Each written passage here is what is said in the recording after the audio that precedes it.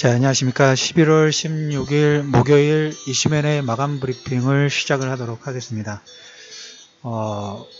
오늘 이제 삼성 인사들이 일단 좀 나온 것 같습니다. 그 내용은 나중에 제가 조직도라든 이런 부분 나오면 다시 한번 분석을 하는 방향을 하고, 주말에 제가 오후장에 방송을 하나 더 올려드렸어요. 주말에 초대형 IB 관련 부분들을 자세하게 어떤 내용이 있고 어떤 방향성 부분들을 가지고 있고 그 자금이 어떤 식으로 쓰일 수 있다. 그냥 올려드린 게 아니에요. 제가 이제 돈의 힘이죠. 지금 유동성의 힘이에요. 여러분들 코스닥 800포인트가 이제 20포인트밖에 안 남았어요. 20포인트 남았기 때문에 거의 800포인트 터치했다고 봐도 큰 차이 부분들은 없습니다. 외국인들과 기관, 특히 외국인들 참 돈 많습니다. 오늘 거래소와 코스닥 해외 시장 매크로가 좀 출렁거리고 있는데 불구하고 외국인들은 양쪽에서 거의 2,000에 가까운 매수 부분들로 강하게 돌파 파동 부분들을 만들었는데 매수세가 기존의 바이오 테크놀로지 헬스케어라든지 이런 거 외에 또 플러스 알파로 진행되는 모습들이 지금 계속 체크가 되고 있어요. 오늘 오후장에 종가 관리하는 섹터 부분들까지 보니까 그런 의미에서 정책적인 지금 힘이라고 말씀을 좀 드렸죠. 그래서 주말에 했던 내용이지만 여러분 다시 한번 들으실 필요가 있습니다. 장세 자체가 우리가 이렇게 너무 급하게 올라가니까 이렇게 급하게 올라갈 만한 실적이 되느냐, 너무 따지지 말자고요. 우리 그제도 말씀드렸던 것처럼 돈의 힘으로 올라가는 거기 때문에 왜 이러한 유동성이 들어올 수 있는가? 지금 글로벌 전체적으로 저금리 상태이죠. 어디든 은행이자 2% 대비 저금리 상태이기 때문에 좀 더 초과 수익 부분들이 날 수 있는 섹터면 이 유동성 어디든지 다 다닙니다. 거기에서 인플레이션 시대라는 말씀을 좀 드렸고, 인플레이션 시대에서 많은 수익을 낼 수 있는 자산가치가 실적의 퍼포먼스를 냈고 자산가치가 좋은 나라, 한국, 그 다음에 이머징 마켓, 위험자산 쪽의 투자 부분들 당연히 하겠죠. 채권 쪽에서는 수익률 자체가 안 나오다 보니까 주식으로 자금이 계속 그레이트 로테이션 되고 있다는 말씀을 좀 드렸어요. 그래서 앞에 지금 오후장에 올려드린 방송은 주말에 올려드린 내용이지만 여러분들이 꼭 다시 한번 들어주십시오. 이게 지금 유동성 힘이에요. 정책적인 힘 부분이고, 그래서 1편 부분들 그걸 올리고 제가 2편은 내용 정리되는 대로 다시 2편 부분들을 올려드릴 겁니다. 왜 이렇게 지금 제가 1편, 2편 주말에 했던 내용을 다시 한번 계속 코멘트를 드릴까요?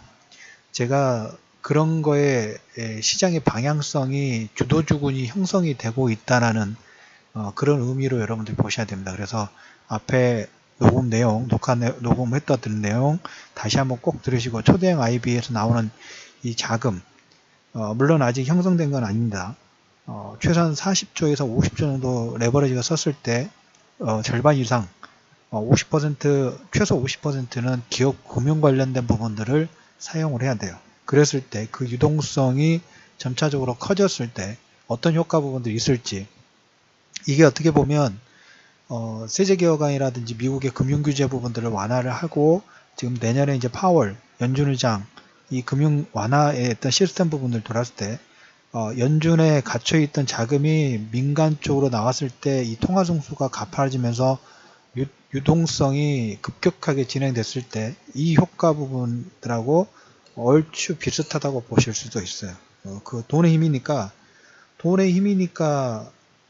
다른 거 생각하지 맙시다. 그냥 하는 대로 가는 방향대로 따라가는 거예요. 다른 거 너무 깊게 생각하시면 이 흐름 부분들 못 잡을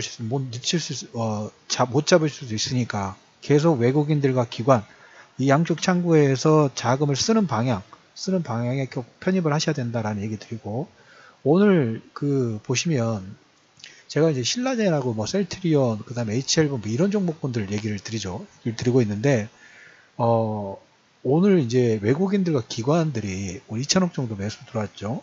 외국인들이 거래소는 한 2,800억, 코스닥은 2,100억 정도 매수가 들어왔는데 순매수 상위 종목군을 봤어요. 오늘 외국인 순매수 상위 종목 1위가 어딘지 아십니까? 1위와 4위가 셀트리온이에요. 셀트리온 1위, 셀트리온 헬스케어가 4위예요. 저기는 이제 초보 투자자분들에 접근하시라는 얘기는 못해요. 그냥 그것은 어떻게 보면 저걸 통해 가지고 아침 브리핑에도 코멘트를 좀 드렸던 것처럼 저 매수세가 다른 쪽으로 확산되느냐 이걸 우리가 보자고 말씀드렸죠. 가열이 주도주는 먼저 끌고 가는 게 주도주죠. 그러면서 주변 1등주가 먼저 가서 주변 분위기 부분들을 그 정리를 해놓고 분위기를 만들어 놓으면 2등주, 3등주가 계속 거기 따라가다가 후속 부대가 계속 가는 것처럼 셀트리온 외국인이 오늘 가장 많이 매수한 종목 1위가 셀트리온이고 그 다음에 4위가 셀트리온이 헬스케어 2위가 NC소프트예요. 자, 지금 우리가 연기금이든 그 내년에 연기금이든 아까 말씀한 초대형 IB든 이제 뭔가 자금 자체가 많이 풀리는데 저렇게 되면 물론 코스닥 시총 상위 종목군이야 돼 실적 좋은 종목군들 있죠. 자금이 연기금이 8조 정도 더 들어온다는 우리가 최소한 5조부터 시작합시다. 지금 한 3조가 안 되기 때문에 3배에서 4배, 4배 전후가 들어올 수 있다는 얘기 들었죠. 그러면 여러분들 시총 상위 종목부터 사지 100원짜리, 200원짜리 안 사겠죠. 그렇겠죠. 그래서 어떻게 보면 외국인도 그러한 포석 부분들이 시총 상위 종목군이나 실적 좋은 종목군들 어떻게 보면 예전에 니프티 50 해가지고 좋은 종목군들 시장에서 실적의 퍼포먼스를 내는 종목군들을 당연히 시총 상위 종목군하고 실적 좋은 종목군들을 외국인과 기관이 선호할 수밖에 없어요. 이건 누가 먼저 매집 부분들을 더 많이 가지고 있느냐 이 차이가 되는 거죠. 우리나라 주식 전체 코스피 주식의 30% 이상을 이미 외국인들이 매집 끝났다는 얘기를 7월달부터 계속 얘기 드렸죠. 그래서 어느 정도 이제 물량 자체가 없다 보니까 조금만 사도 2%, 3%. 그러니까 예전 같으면 만주를 사면 1% 정도 올라왔다면 지금 만주 사면 그냥 3% 정도까지 올라가 버려요. 외국인과 기관들이 지금 어떻게 보면 좋은 종목군들 코스닥이 그렇게 많지는 않아요, 솔직히. 그래서 시장에서 반대 이런 부분들이 있죠. 연기금이나 이런 자금, 중장기 안전 자금 부분들이 들어갔을 때 이걸 감내할 만한 그 주식이 있을까? 그렇다고 하면 그 종목군 내에서도 실적이라든지 시총 상위 종목군을 어떻게 보면 실적에 대한 검증 부분들을 된 종목군이라고 볼 수 있겠죠. 그 종목군들이 외국인들 기관은 1순위 타겟이 되겠죠. 절대 500원짜리, 1000원짜리 안 삽니다. 유동성은 여러분들이 해외 갔는데 해외 주식을 보는데 거기서 중소형주 보면서 들어가겠나요? 외국인들과 기관 같은 경우는 일단 시총 상위 종목군들 만약에 시총 상위 종목군은 해가지고 포트가 조금 출렁거렸다 하면 이해할 수 있겠지만 그 펀드 매니저 검증 부분에서 근데 저가주 사가지고 계좌를 엉망으로 하면 그날 펀드 매니저 끝이에요. 마찬가지로 그렇겠죠. 그래서 신용잔고가 지금 9조 3천억 정도 늘어났는데도 불구하고 외국인들이 셀트리온, NC소프트 그 다음에 셀트리온 헬스케어 이런 종목군들을 오늘 가장 많이 매수한 종목군 중에 하나고 신라젠도 마찬가지예요. 신라젠도 오늘도 외국인이 또 샀고 기관 쪽에서 가장 많이 산 종목군은 기관은 지금 삼성전자라든지 포스코 이런 종목군들은 매도했어요. 시총 상위 종목군 코스피 쪽에 시총 상위 종목군은 매도를 하고 그 자금으로 오늘 순매수 1위 종목이 신라젠이에요. 기관. 그다음 한미사이언스, NC소프트, 삼성바이오로직스 저쪽 바이오로메드, 원익 QNC 그 다음에 포스코 컴퓨터 다 통점이 뭡니까? 시총 상위 종목군들을 매수하는 경향 부분들이 있죠. 그래서 어떻게 보면 여러분들한테 이 표는 또 여러분들한테 계속 말씀드렸던 내용이지만 그걸 다시 정리하면서 알아야 될 정책적인 흐름 부분들이 고난이 규제 완화가 불을 만들어준다고 했죠. 그걸 보고 큰 자금들 유동성을 거기에 투입을 하기 시작했어요. 그래서 우리가 지금 오늘도 보면 2천억 정도 매수가 들어오고 개인 투자자들은 최고 매도 부분들을 코스닥 쪽에서 하고 있죠. 그거와 상관없이 시총 상위 종목군들, 코스닥의 시총 상위 종목군하고 실적이 되는 종목군들은 이제 매수 순위라는 관심권 1순위예요. 1순위권을 옮겨 놓으시면서 가지고 가시더라도 그런 종목을 해서 우리가 지난번에 경기 민감주 쪽의 흐름 부분들 보고 순환매 파동 부분들 봤던 것처럼 다음에 외국인들의 기관 관점에서는 당연히 시총 상위 종목군들의 관심권을 좀 두겠죠. 우리도 거기에 포커스를 해야 돼요. 거기에 일단 포커스를 하실 필요가 있다. 그러면서 이제 다음 달에 이제 선물 오시면 동시 만기고 이제 12월 달에 정책 관련된 부분들이 좀 나오죠. 그래서 어떻게 보면 지금 코스닥이 실적이 늘어난 건 사실입니다. 제가 이제 전에 우리 2007년도, 2008년도에 코스피가 사상 최고치를 찍고 그때부터 급락 나왔고, 지금 어떻게 보면 2007년도하고 2017년도 거의 10년이 지났죠. 실적 면에서 2007년도 실적을 넘어섰어요. 실적 면에서. 근데 이제서야 올라왔어요. 코스피가 그랬고, 코스닥도 보면 2007년도에 고점 찍었을 때 실적하고 현재 실적 보면 코스피가 실적이 증가를 하다 보면 코스닥도 실적이 따라서 같이 증가를 하죠. 올해 실적 예상치 보면 이미 넘어섰기 때문에 한 5년 동안의 박스권 부분들을 지금 실적이 넘어서고 있어요. 그러면 우리가 실적이 넘어서면 종고점 돌파 파동이 기본적으로 나온다는 얘기를 드렸죠. 자, 그래서 800포인트, 20포인트 남았습니다. 며칠 전인가요? 마감 브리핑 하면서 900포인트, 1000포인트까지 같이 여러분들 힘내시라는 얘기를 드렸죠. 900포인트 어려울까요? 자, 800포인트 얼마 남지 않았습니다. 그렇다고 해도 너무 많이 올라왔다 생각하지 마시고, 다른 거 보지 마시고, 각도가 너무 급하기 때문에 어지러울 수 있어요. 그거보다 여러분들이 봐야 될 건 뭐다?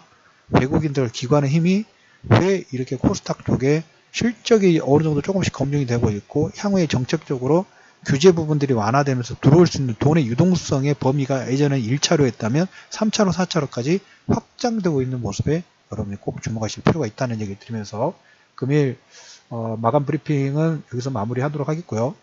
그 방송 다시 올려드린 내용 다시 한번 꼭 들으세요. 왜? 우리가 유동성 정책 부분들이 어떻게 바뀌느냐에 따라서 외국인들이 바라보는 시각 자체도 바뀌죠. 정권이 바뀌었을 때 그 외국인들이 그 정권을 분석해가지고 거기에 돈을 투자할까 말까를 또 고민을 하죠. 그건 당연한 거예요. 그런데 그 정책적인 부분에 이 정권에서 코스닥과 그 다음에 벤처라든지 이런 부분 쪽에 활로 자체, 규제 부분들을 상당히 지금 푸는 거에 외국인들 기관이 반응을 하고 있다는 거예요. 분명히 반응을 하고 있어요. 반응하고 있다는 것은 그거에 대한 기대감, 이렇게 보시면 돼요. 코스피는 여러분들 현재 우리나라의 제조업이고 코스닥이 잘 돼야지만 향후에 우리나라 먹거리가 생겨요. 제가 4차 산업혁명 관련된 부분에서 벤처기업 100개가 있을 때 하나만 2개만 살아남는 아주 글로벌 기업이 된다 하면 이건 해볼 만한 가치가 있다라는 얘기를 좀 드렸죠. 저는 그거 가치 있다고 봐요. 왜? 우리나라가 기존의 제조업이나 이런 부분 잘했지만 현재 산업 구조 자체가 바뀌기 때문에 우리가 그 암기식의 교육 관련 부분들로, 저도 물론 암기식으로 대학교 졸업하고 그랬지만 그걸로는 앞으로의 선도할 수 있는 산업의 주체가 될 수가 없어요. 그래서 더 빠르게 돈을 투자를 해야 되고 이 역량 부분들을 키워나가야 된다. 그래서 외국인들이 그걸 알기 때문에 이렇게 최근에 유동성 부분들을 공급을 하지 않느냐라는 코멘트를 좀 드리면서 11월 16일 이슈맨의 마감 브리핑을 마무리하도록 하면서요. 녹화 드렸던 내용, 저런 내용, 제가 중요하다는 내용 부분들은 계속 올릴 거예요. 또 했던 얘기 또 하냐 이렇게 하실 수 있지만 계속 올려드릴 겁니다. 그만큼 중요하다는 걸 여러분들 강조드리면서 금일 마무리하도록 하겠습니다. 자, 편안한 저녁 보내시고요. 내일 아침에 뵙도록 하겠습니다.